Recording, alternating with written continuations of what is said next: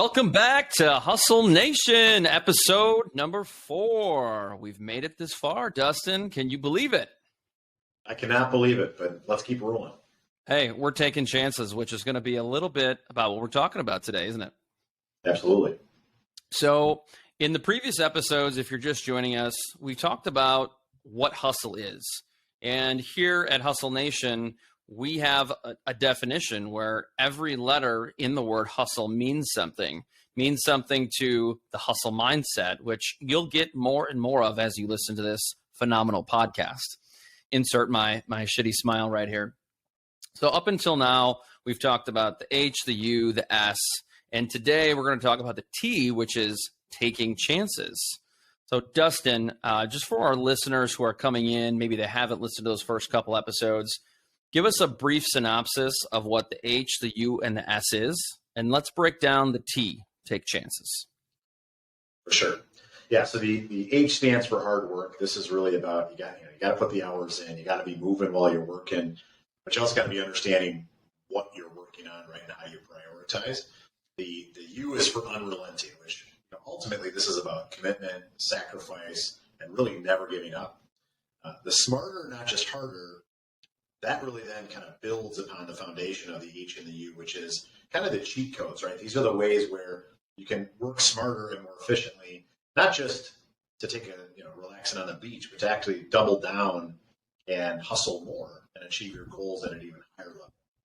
And then the T, further building, is really about taking chances, which we'll talk about today. And we see in hustle, whether it be sports or in life, it's really not defined as hustle in many cases if you're not taking chances. That's a good point. I think so often that people, they have these aspirations of wanting to do X. They want to get to X in their career, in their life, or as a coach or as a team, whatever it might be. But ultimately, so many people just don't start, right? And I hear this all the time, like in social media. I come from the digital marketing world, and they say, you just have to get started. But ultimately, you have to take a chance. So, AKA, air quotes here, you have to step outside of your comfort zone to do that, right? Absolutely. Yeah. The vision that always comes to me, and I think for a lot of people, when you think of hustle, and if you apply it to sports or like if I think of like a basketball game as an example, nobody will deny that it's hustle if somebody dives for a ball, right? Whether out of bounds or on the floor or whatever. Everyone just sees that naturally as hustle. Right. And from a take chances perspective, when you see someone doing that, it doesn't work all the time, right? There's plenty of times that person dives into the stands or dives on the floor, and all they're getting is, bruised bones and, balls going the other direction. And at the end of the day, that is part of hustle, right? Hustle isn't about just taking, the chances that have no chance of a negative reaction, right? A lot of this is about, to your point, getting outside the comfort zone, and really taking chances that can propel you forward. Because, far too often we just get too comfortable. And hustle is always about how do we kind of push it forward. So there's really 3 things that we've seen can kind of define what taking chances really means when it comes to hustle. One is fail forward, which we can talk about, right? Fail, learn from it, move forward. The second is don't bet the farm. And we'll talk about that. And the third one is really like, nothing good comes from comfort zones, right? I don't care who you are. Just absolutely. Nothing good comes from it because you're not hustling. You're not pushing yourself. You're not getting to that next step because so much growth comes from that. We can talk about different examples that we've seen on how that's come to life. Yeah, I've often considered myself a bit of an outlier. I just think I'm a little bit different, and maybe weird, arguably. But I look back at any success that I've had in my life and in my career, and I think that the most value I've gotten are from some of the worst leaders of what not to do. I also think that a lot of my success is predicated on my failures, which I have many, lots, and I would argue that everybody else does too, and that's okay because I truly believe there's no such thing as perfect. It doesn't exist, so there's no point in striving for perfect. But when you fail, you tend to learn more about something, whether that be failure in a championship game, You were working for a company and you felt like, hey man, I was a terrible leader. I let them down. I did X, Y, and Z wrong. You're going to walk away so long as you have some self-awareness, which is probably going to be an episode in and of itself. But you can say, I would do these 3 or 4 or 5 things differently. And you have a chance to resonate that on that. But it's really hard to get better if you think you're always winning. You think you're always progressing forward. Yes, you can get better. But I would argue that it's the failures that provide the greatest learning opportunities. And I am shocked as I've come to listen to more podcasts and read more books to hear leaders and authors and successful people at the level of Elon Musk and Jeff Bezos talk about their failures and openly talk about them, right? Absolutely. The thing is, failure it used to be a thing that no one wanted to talk about because no one wanted to say that they failed. Yeah. And to me, the reason I often talk about failing forward, right, is failure isn't really a bad thing at all. To your point, you can learn from each one of them. The real issue that I have around failure is when people fail and then stop. Right? And that's where you have to fail, learn from it, and move forward. One story I use is when I was in college, right as I was kind of wrapping up, I had an entrepreneurial mindset and I wanted to start a business. So I started this online business. This was right when the online boom was happening, right, and everybody was having all this tremendous success. And we had this online store. We built it. It was kind of a drop shipping structured model, and we had a lot of technology behind it, right? That was going to automate a lot of stuff. So it was going to be super streamlined, and I was going to just be able to sit back and watch it grow. And the name of the store was called Basics and More, which could not be a worse name possible, right? And the reason, and of course, it was a miserable failure, right? I told my family and friends, like, hey, this is what I'm starting. I'm really excited about it, right? And really just in a few short months, it was clear this was awful, right? This was a miserable, miserable failure. But to this day, I go back to a lot of things that I learned in building that business and, frankly, shutting it down. And, we laugh at the name Basics and More, but why is that name so dumb? It's so dumb because it says exactly what the business is, which is nothing. Like it provides zero value, right? The mindset at that time, right? I was a young kid, and the mindset was, well, if I'm online and everybody's online, it's just going to happen, right? Which today seems like the dumbest thing. If you build it, they will come, right? That's exactly right. But to this day, in all the different organizations I'm part of, I still pull from a lot of the things I learned from that failure of nothing matters until you create value for the customer. And absolutely, yes, that's very basic, but I think a lot of times in life and in business, we don't think about that. We get excited about the idea of just doing something. When in reality, one of the things I've learned is we got to build value for other people. If you build value for other people, then everybody wins. Yeah, I have another perspective on failure too that I think is very interesting. So you and I like to play golf, right? And so I've heard many people say, oh, well, yeah, I'm a bogey golfer. Well, so bogey golfer is 1 over par on every single hole. And depending on where you play, that could be, 46, which I think is pretty respectable golf, right? For the average working individual. However, there's some people that would consider that failure because they measure themselves against par, which, by the way, par is for professionals, which we are not, clearly, nor do we have the time to pretend to be one. Yes. So my point with all of that is what are you comparing yourself to? Because I believe that bogey golf, which is 1 over, is successful. That is a success for someone like you and me who works a bajillion hours a week, or so we say. And I think you have to find what your goal is. Where should you be? And if that's a 44 for 9 holes, then that is a success. It's not a failure. It might be for somebody else. And so I think the failure comes when, what are we comparing ourselves to? So I can look at a professional sports team. So we're in football season as we record this podcast. We're so used to the Packers getting to the NFC Championship and losing. Many people would consider that a failure. However, if you're a historically bad team like the Jacksonville Jaguars, they would kill to get that far, and they would consider that a success. So I think we need to take a step back sometimes. We need to redefine what failure is.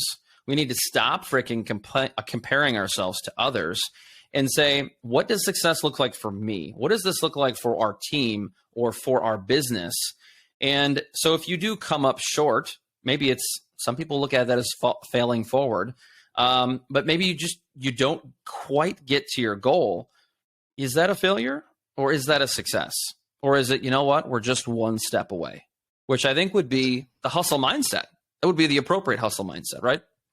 Yeah, that's exactly right. I mean, ultimately, the point of this is so many people are afraid of failure because it's such a dirty word in some people's mind that they refuse to take chances that they should. Right? So they refuse to think bigger and think broader. And so, yes, to your point of defining what is failure, the most successful people that I've seen, failure to them is nothing more than a step closer to success. Right? If you've ever been, if you're in sales, right? If you need to hear, 97 no's to get 3 yeses, every time you hear a no, you're just that much closer to a yes.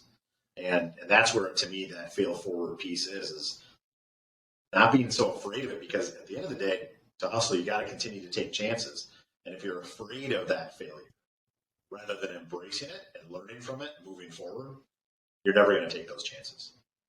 Yeah, I agree. If you look at the actual definition of failure, and depends on where you look, dictionary.com says it's a subnormal quantity or quality, an inefficiency. That doesn't mean you're a loser. That doesn't mean you can't or never will be able to do it, right? Is that the or definition there? Yeah. It has a picture of me next to it too. No, I'm kidding. And there's another place online that says it's the condition or fact of not achieving the desired end or end goal. And again, it's a word that has a definition, that has many definitions, but you have to determine, just like I said about golf, what is your par? Because par for me is not, I can't achieve that, right? Not on a regular basis. It's not realistic. So I have to say, hey, my par is actually bogey. That's my scorecard. Just like someone else, their scorecard might be something like 50, right? And so again, what is your goal? What is your target? And then measure the outcome against that.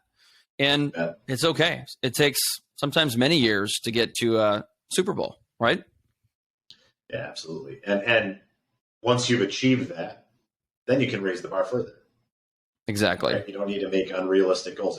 If you were a perfect bogey golfer today, your goal shouldn't be necessarily just to be a bogey golfer, right? Unless that goal is, I want to be a bogey golfer for the rest of my life. I want to be, 85 years old and still be a bogey golfer. Okay, that could be your goal. I don't know if that's hustle.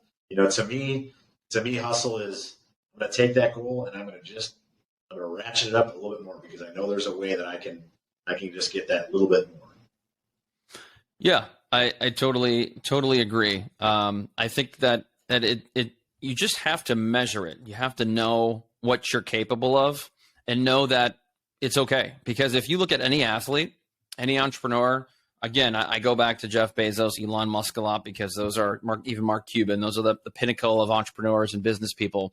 But if you look at any phenomenal athlete, Michael Jordan to Giannis to insert Tom Brady, they all have bad seasons. They all have bad games, but they're learning. And as you see with the trajectory of most athletes from their first year to their final year, they're on an upward trajectory, just like our goals in business, right, Dustin? I mean, you run and oversee a very large sales team. You don't come in month 1 or month year and, set the bar or break the record. Although you would hope you could find those people, but you ascend, you raise the bar all the time if you're achieving said goals, right? Yeah, absolutely. I mean, I look at even, yes, in our core business, our growth goal next year is going to be 30% higher than we've ever had before. Well, if I would have said that same number 2 years ago, everyone would have said it looked like I had 2 heads.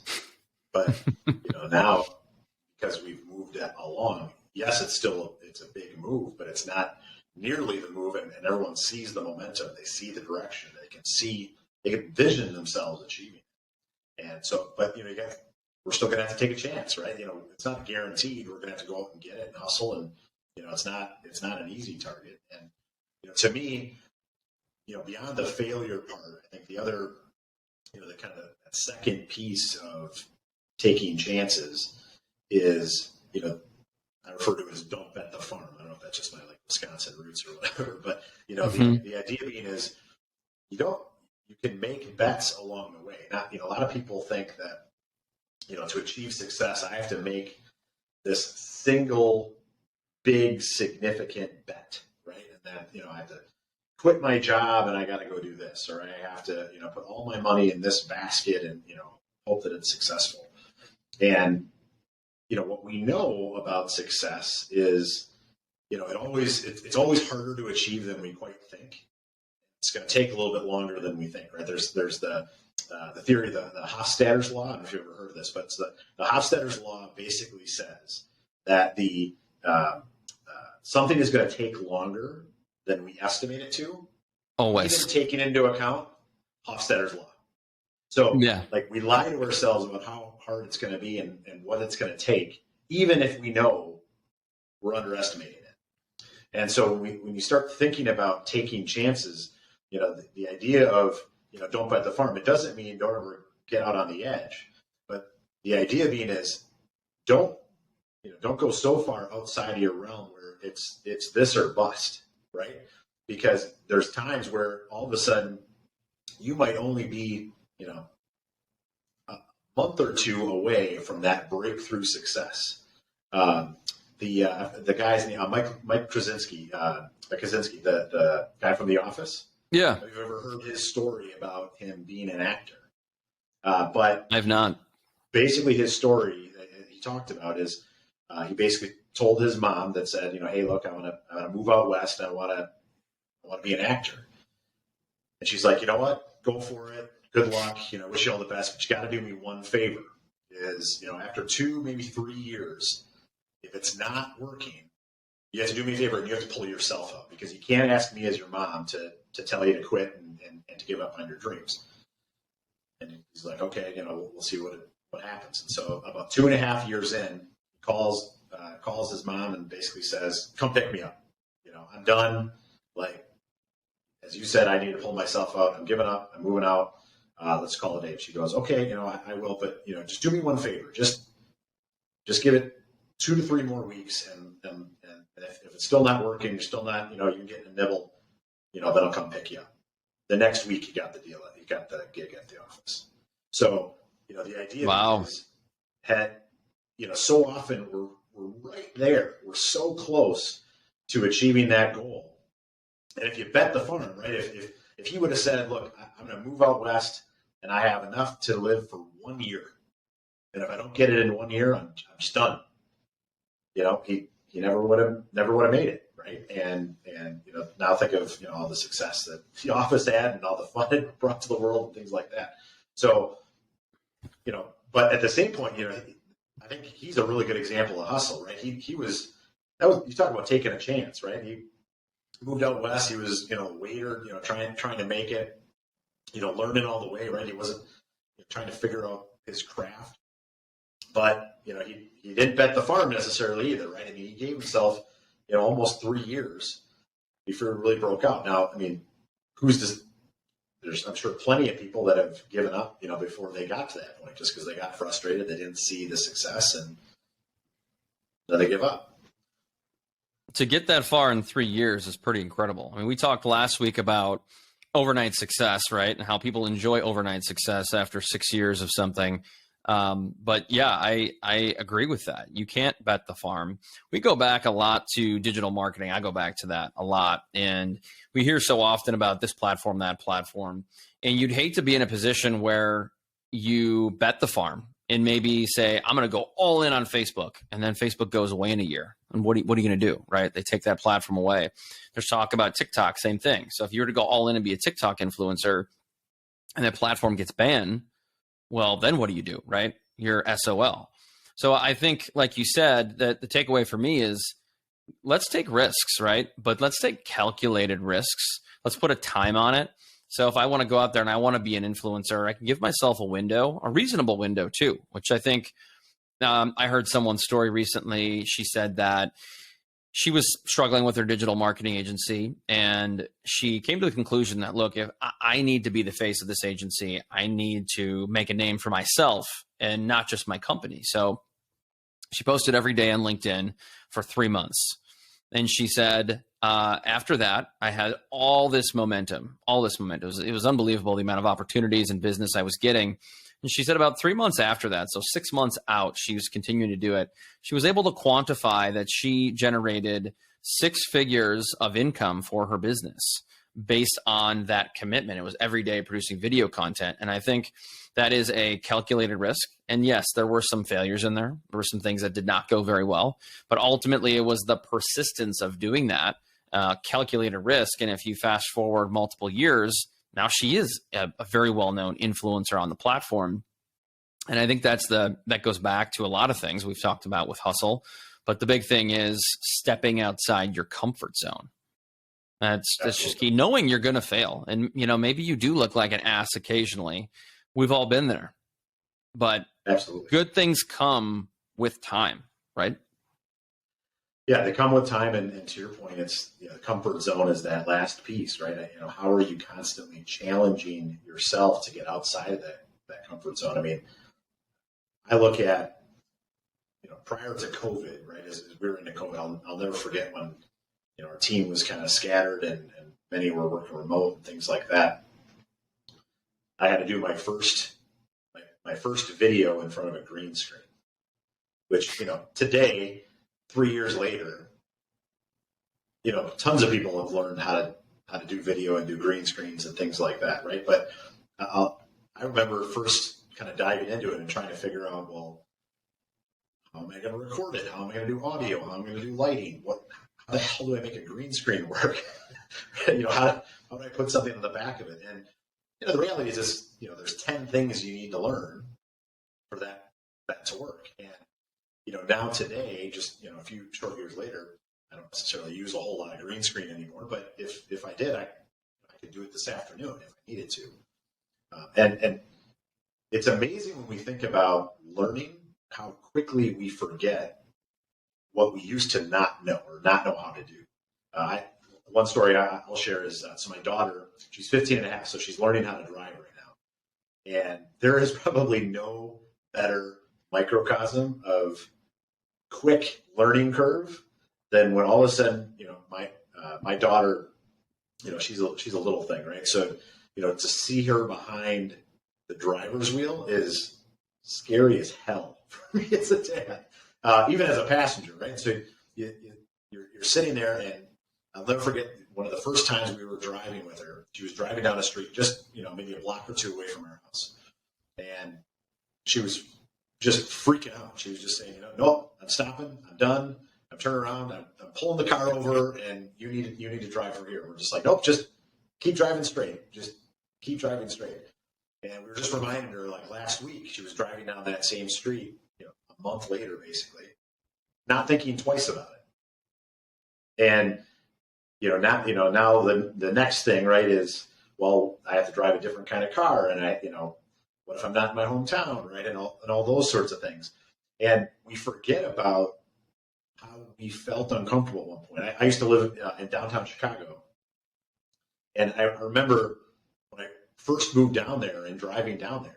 Now, I mean, I had been driving for plenty of years. It wasn't like I was an inexperienced driver. But if you've driven in, New York or Chicago or LA, it's a different level of driving. And if you haven't done it before, you gotta be aware. You gotta, there's different social norms about, zipper and, tying people together and cutting people off and things like that. But you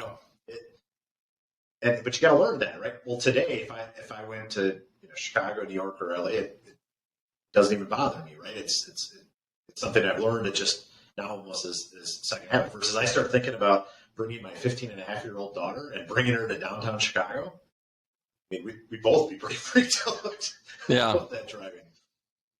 Well, zipper is a technique that most people could and should learn because there are a lot of bad drivers out there. But we'll spare you from listening to more about that. I mean, comfort zone is so simple to me. It's anything from, taking someone like me who's historically been afraid of heights. I remember when I went on a hot air balloon for the first time, absolutely fucking exhilarating. It was amazing. I was scared out of my mind. I was holding on to both sides of the basket like this. Oh my God. But then you get up there and you're like, oh my God, the sheer beauty and the amount of dopamine is going through. It's like, I was so in awe that I forgot I was scared, right? And then you look down and you're like, oh shit. But it could be something like that. It could be something very similar in breaking your fear of roller coasters, which all it takes is a couple and you're like, this is pretty freaking cool. Or it could be going back when I was first asked to speak publicly on stage at an event about social media. I was like, well, okay, well, what do you want me to talk about? And they're like, well, I don't know. Social media. Why don't you talk about a trending topic? I thought, well, who's going to listen to me? And then, fast forward, I don't know how many years, and I've done it several hundred times. Or like you said, could be driving, could be trying something new. But I think people need to step outside the comfort zone. And there are so many reasons why it's just so key. But yet, like you said in the beginning part of the episode here, people get comfortable. And when they get comfortable, I think they coast. They just stick with what they feel good at. So, they get an invite from a friend. No, I'll just stay home and watch Netflix tonight. Or you have an opportunity to go somewhere. No, I'll stay back. But when you take chances and you step outside your comfort zone, I think there's really something important that a lot of people miss is that you'll smile and you'll have fun. And when you have fun and your brain tells you or your heart tells you, I'm so glad I did that, that probably means you just, even if it's just a toe, you just dipped a toe outside the comfort zone, you're going to say, oh, I should do this again. And I think when you're happy, there's a psychological element that you'll continue to push the needle and you'll continue to push hustling down the road and you'll continue to get better and improve. And there's something you have to do to make yourself smile and enjoy life. And I truly believe it's stepping outside the comfort zone, however you view that, right? Yeah, absolutely. And the examples are all over the place. But, the idea being is, can't take chances and stay in your comfort zone. Right? Those two things don't go alongside each other. And the most successful people that are truly hustling, truly trying to achieve, there's almost an addiction to being outside of your comfort zone. Right? You see, absolutely. They make joke about a lot of these super successful people. The movie Along Came Polly, if you ever saw that, where this executive needs life insurance basically to keep his company as his company's going public, and he's a base jumper and he wrestles crocodiles and all these sort of things. Well, what? And obviously that's an extreme, but you see it a lot of times because once you get that feeling that you talked about, kind of that dopamine, that feeling in your head, that feeling in your heart of that excitement. Once you've gotten outside that comfort zone, it almost becomes an addiction because you want to get further outside and further outside. And it may always only be just a little bit more outside. I mean, if you would have asked me 5 years ago to do a podcast, I would have said you're nuts. Right? I know. I remember. Right. Yeah. So, but as you move along, right, you continue to get outside your comfort zone, right? The last 3 years doing, speaking and videos and coaching and training and all these other sorts of things. Well, then a podcast isn't, it certainly is still out of my comfort zone. It's something that isn't the thing that I've done 1,000 times yet today, but constantly getting a little bit easier, constantly getting hopefully a little bit better. All the listeners can decide that. Yeah. I mean, so I'm looking at an article from Huffington Post, and they said according to them, the comfort zone is a behavioral space where your activities and behaviors fit a routine, a pattern, and that minimize stress and risk. So obviously very comfortable. The operative words here being stress and risk. In a comfort zone, there is a sense of familiarity, security, and certainty. When we step outside our comfort zone, we're taking a risk and opening ourselves to the possibility of stress and anxiety. Possibility. But really, I think there's a lot more good that can come, but we just get so caught up with those two words, stress and anxiety. And they go on to say, we're not quite sure what will happen and how we'll react. But to me, that's kind of the fun part, right? We're not quite sure the outcome. In most cases, whether it be going on a trip or trying something new, yeah, you don't know the outcome. It's a lot of reasons why kids don't try new foods, right? I don't know what it's going to taste like. Absolutely. That's exactly right. And it creates that accelerated growth for you because you can learn so many things so much faster by just get outside your comfort zone, take a chance. Look, what's the worst thing that can happen? You fail, you learn from it, you move on. Yeah. In fact, I actually try quite frequently to not talk to my kids about the comfort zone, but indirectly get them to try new things, whether it be a sport, an activity, a club, foods. Because as I always say, the worst thing that can happen, you don't like it and you don't have to try it again. You can spit it out. So what, right? But now you know, currently I don't like that. I go back to saying I didn't eat tomatoes and mushrooms and onions as a kid, right? These things were gross, pickles. And now some of my favorite things in life. But I didn't want to try things. I don't want to step outside my comfort zone because I knew what I liked. But now I look back and I thought, oh my gosh, is this the first time I'm having sea bass or flounder or lobster? How did I not know about this stuff as a kid? This is amazing. And of course, now I've got a 15-year-old that all he wants is lobsters and filet mignon when we go out to eat. Right? I'm sure you have the same problem. Way to upgrade the surf and turf. Nice job. Yeah, so I kind of screwed myself because now my kids want these elaborate, fancy things. I've got a 7-year-old. Every time we go out, she wants filet mignon. My wife's like, yeah, good move, Chris. Way to go. How about a burger? Yeah. No, Dad. That's for little kids. All right. So we've talked at length about taking chances. Justin, any final thoughts here? Yeah, I think the biggest thing when we think of hustle, you can't hustle without taking chances. And if you have the right mindset, taking chances not only is a great opportunity for you to learn and to grow, it really doesn't have to be that scary of a thing. And so to really challenge yourself today, tomorrow, the next week, next month, what is it that I can do to take a chance? You know, what is the goal I'm trying to achieve that I'm not really committed to quite hard enough? And so, you know what, I'm going to take a chance. I'm going to see what happens. Yeah. I would say that in the workplace, taking chances could be learning a new skill, learning a new software, helping someone out so that you can expand your horizons. So ultimately, embracing new challenges helps you get better. Trying new things can make you more creative.